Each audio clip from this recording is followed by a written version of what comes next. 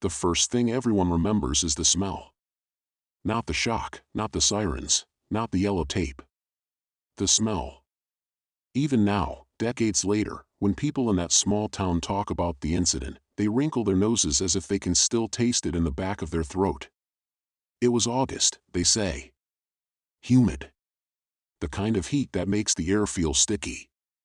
Of course it smelled bad when they opened the tank.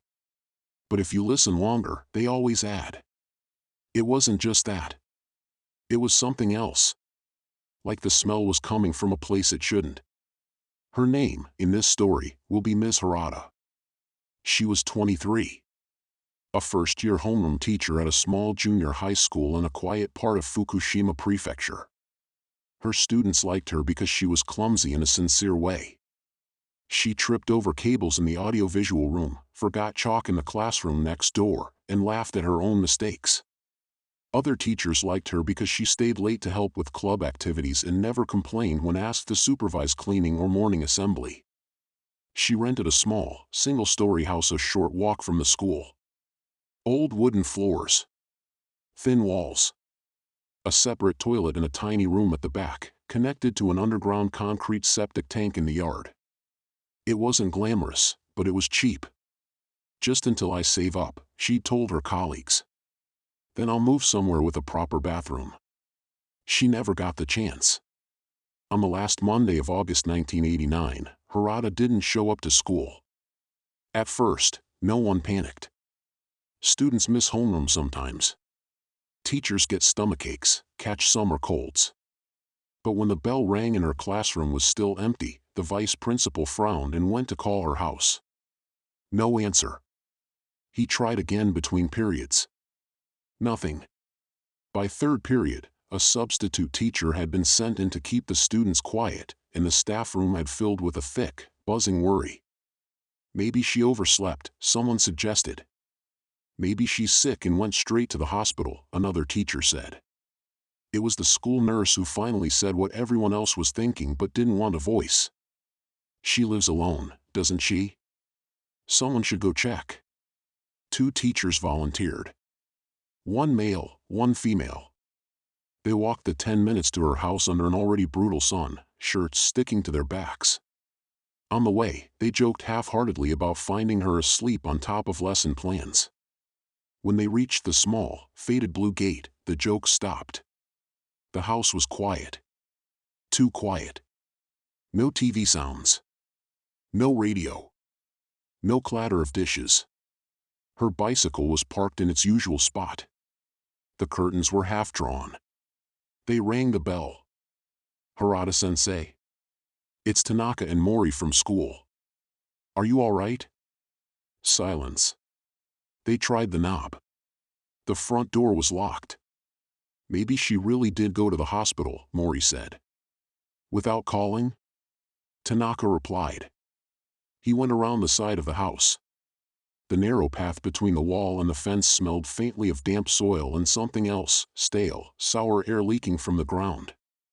The toilet was at the back, a small square of concrete attached to the house like an afterthought. Next to it, half hidden by weeds, was the septic tank. A squat concrete box sunk into the earth, its heavy lid level with the surrounding dirt. 2 rusted metal handles stuck out from the top. Tanaka stopped. Something stinks, he called. It's a toilet, of course it stinks, Mori answered, trying to laugh, but the sound came out thin. No, he said. It smells wrong. He didn't know it yet, but later, when he tried to sleep, he would dream only of that smell. Sweet and rotten at the same time. Like flowers left too long in a vase. Back at the school, the principal called Harada's parents. They lived in another town, too far to arrive quickly. They were worried, but tried to sound reasonable. She said nothing about being sick last time we spoke, her mother said. Please, just make sure she's not lying somewhere with a fever. The principal also called the local maintenance company that handled the school's plumbing and septic issues. He'd noticed Tanaka's report about the smell and didn't want to take chances. By early afternoon, 2 men in blue overalls arrived at Harada's house in a white truck with vacuum hoses coiled in the back. One was in his 50s, thin and tired-looking. The other was new, maybe early 20s, trying to hide his nervousness behind jokes. "Must be bad if the school called us," the younger one said as they unloaded their equipment. "Or it's nothing," the older one replied. "We check, we leave. Don't think too much." The teachers gathered out front. It was decided they wouldn't force the door unless absolutely necessary.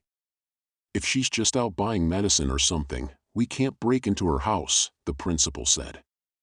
"Let's rule out simple problems first." So they started with the tank. The lid did not want to move. "That's strange," the older worker muttered, wiping sweat from his forehead. "These covers slide a little once you loosen them." He wedged a crowbar under one edge, grunting as he pried. Something gave with a sticky concrete scrape. The smell that rushed out was thick enough to taste. Everyone nearby flinched. Maury pressed a hand over her mouth. "God," she whispered. The younger worker laughed weakly, trying to pretend it was normal. "Summer," he said. "Makes everything worse, huh?" The older man didn't answer. He knelt by the opening and shone his flashlight inside. What he expected to see was the usual slurry of waste and water. What he saw instead made his brain refuse, for one long second, to understand. There was liquid, yes. There were things floating in it he definitely did not want to name. But in the middle of that slow, foul surface was something pale, just below the waterline. Round. Smooth. It took him that 1 second too long to realize it was a human shoulder. He recoiled so sharply that he slipped on the damp ground and sat down hard. The flashlight clattered away. "What's wrong?" the younger worker asked, half annoyed, half afraid. The older man's voice came out strangled. "Call the police," he said. "Now." There is a difference between imagining a body and actually seeing one. The police, when they arrived, were trained for it. The teachers were not. Most of them stayed out front by the gate as the yard filled with uniforms. Only Tanaka stayed near the back, his face gray. He felt a responsibility, though he couldn't have said why. It was his student-teacher relationship with Harada. It was the smell. It was the sight of her bicycle, still perfectly parked. He needed to see. Later, he would wish he hadn't. The septic tank, once pumped and uncovered, was a concrete box about 1.5 meters deep. The opening at the top was narrower, barely wide enough for a slim adult to fit through. The workers had muttered about that too, before the screaming started. "It's not built to be opened often," the older man had said. "Just for maintenance. Barely enough space to get tools in." "Could someone fall in?" Tanaka had asked then, disgusted and fascinated. "Not unless they were really trying," the man had replied. Now, the police stood around the opening, masks on, speaking in low voices. A forensic team from the nearest city had been called. Until they arrived, no one wanted to disturb anything. They took photos. They measured. They talked to each other like the teachers weren't there, their words floating over the yard like insects. Female, mid-20s, consistent with missing teacher. No immediate external bleeding visible from here. How long submerged? Unknown. Tank environment complicates estimation. Eventually, they rigged a kind of harness and carefully lifted her out. For a moment, her body hung in the hot air above the tank, dripping. Her hair, once tied neatly for school days, hung in dark ropes. Her face was swollen, features blurred. Her yukata, the same one some students remembered from the school festival days earlier, clung to her like a second skin. Someone helped Tanaka sit down before he fainted. He thought of her bright classroom, of the way she'd laughed when a student's poem was unexpectedly good, of her habit of tapping chalk against the board when she was trying to remember what came next in the lesson. The thing on the stretcher looked like a puppet made in her shape and left in water too long. It did not look like someone who could ever have walked, talked, or smiled. What happened next follows the expected script of tragedy. The school closed for 2 days. Students cried in the hallways. Her parents came, faces hollow, to identify the body. Police interviews bled into each other: teachers, neighbors, shopkeepers, anyone who might have seen or heard something. Rumors began before the first official statement. "She must have slipped," someone said at the supermarket. "The lid was so heavy," a neighbor whispered. "How could she move it by herself?" "I heard she was depressed," another murmured. "Maybe." "Don't say such things," someone else scolded. The police held a press conference. A cluster of microphones. Flashes. A calm voice reading from notes. A young female teacher was found deceased in the septic tank of her residence. "At this stage, we are investigating all possibilities, including accident, self-harm, and foul play. There are no clear signs of external injury. We ask that the public refrain from speculation and allow the investigation to proceed." Refrain from speculation. In a town where everyone knew everyone else's business. In a country that stayed up watching late-night programs about unsolved crimes. It was like telling people, "Don't breathe." The questions came quickly. How had she gotten into the tank? The opening, as the workers had said, was narrow. Even a slim adult would struggle to squeeze through without bruising or scraping themselves. Yet early reports said Harada's body showed no major external wounds. Why was the heavy concrete lid slightly misaligned, as if it had been moved recently? Could she have lifted it on her own? Why would she? Some people suggested a disgusting, but technically possible, scenario. Maybe her toilet had stopped working. Maybe, embarrassed to call the landlord or a repairman late at night, she had gone out to check the tank herself, lifted the lid, leaned over, and fallen in. An accident. Horrible, but simple. The kind of explanation people wanted. Except the position of her body, according to a whisper that began among the firefighters and spread quickly, was wrong for a fall. She had been found face up. Arms against her sides.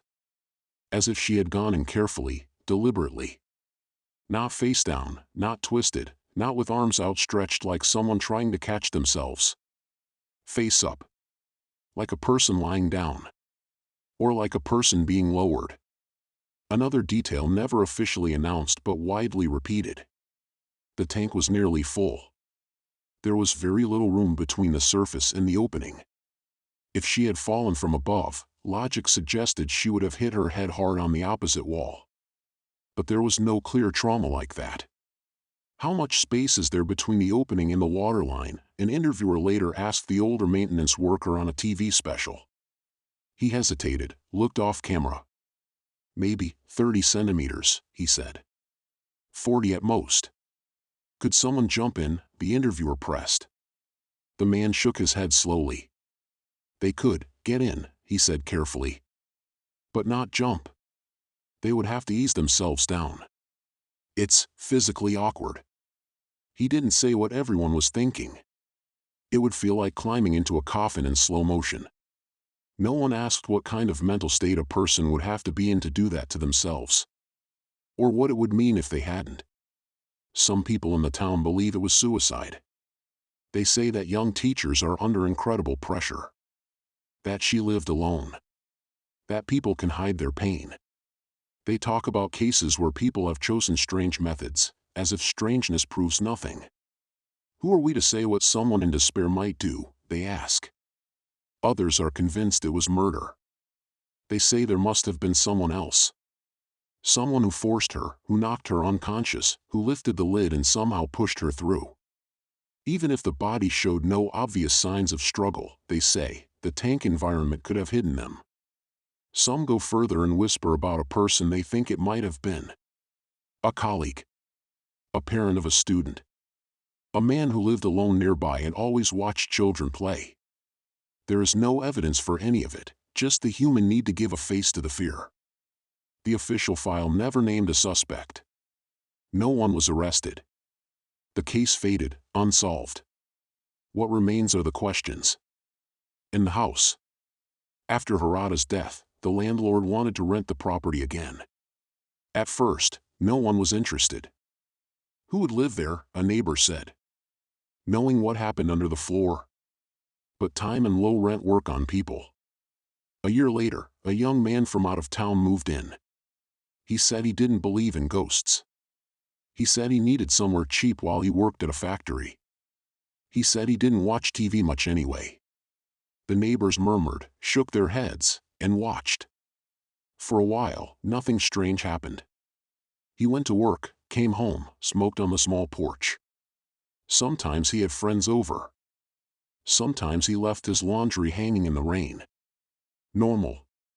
Then, slowly, things changed.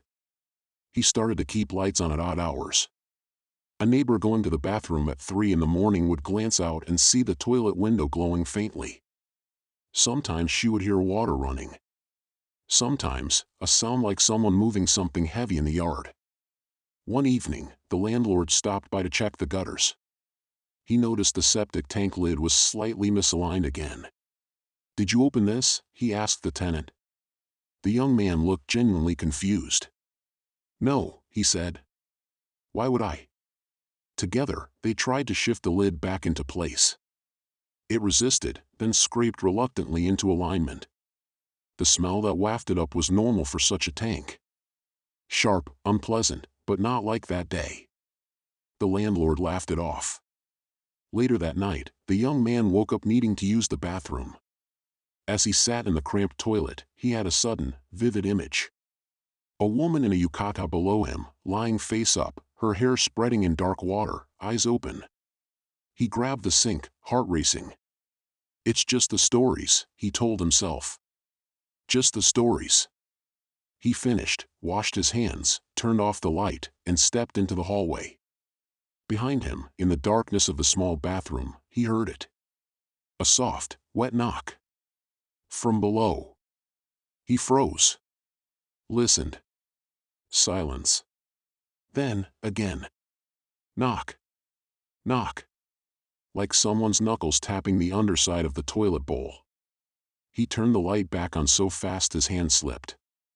The room was empty. Of course it was. He stood there, feeling stupid, listening to his own breathing. The sound didn't come again. The next day, he told himself it was pipes. Or his imagination. People in this town were obsessed with that case. It had infected his thoughts. A month later, he broke his lease and moved out. When the landlord asked why, he just shook his head. "Place is too old," he said. "Bad for my allergies." The house stood empty after that. Weeds grew around the tank. Paint peeled from the walls. Children dared each other to run up to the toilet window and knock 3 times, then run away before anything inside could answer. If this were just a ghost story, it would be easy. We could say that Harada's spirit still lingers in the tank. That the smell comes back every August. That if you lift the lid at midnight, you'll see her face just below the surface, eyes open, waiting. But the truth is stranger than that. Because this is a story about something that really happened to a real person in a real place. A young woman went missing. She was found in a space that made no sense. The physical facts don't line up neatly with accident, suicide, or murder. There are no clear villains, no satisfying confessions. Only a tank, a body, and a silence that has lasted more than 30 years. What makes it terrifying isn't just the idea of being trapped in that concrete box. It's the idea that an entire town, an entire system, looked into that darkness and then quietly stepped around it. Too complicated. Too strange. Let's not think about it anymore. They paved over the yard. They replaced the house. They changed the name of the street. But in late summer, when the heat presses down and the air feels thick, people still say they can smell something near that corner. They walk a little faster past it. They tell their children, "Come straight home from school. Don't take the back roads. Don't play near old houses." If you visit that town and ask about the case, some older residents will shake their heads and say, "It was an accident. Poor girl." Others will say, "It was something else, but we'll never know." And a very few, after a long pause, might say softly, "The worst part is not knowing whether she fell, or jumped, or was pushed. The worst part is knowing that for some time, she was still aware." Because the tank wasn't full all the way. She could breathe, at least at first. She might have heard the morning birds, the school bell far away, our footsteps on the street above. And no one heard her. Then they'll go quiet, and you'll smell something, not from any visible source, just a memory in the air. You'll taste metal at the back of your tongue. You'll imagine the weight of concrete above you, the sound of dirt pressing down on the lid, the slow, patient drip of water. And you'll understand why, in that town, people still look at ordinary toilets a little differently. Because if a person can vanish into a space so small and so close, right under their own house, and never come back, what else, exactly, is hiding just beneath our feet, waiting for someone to open the lid?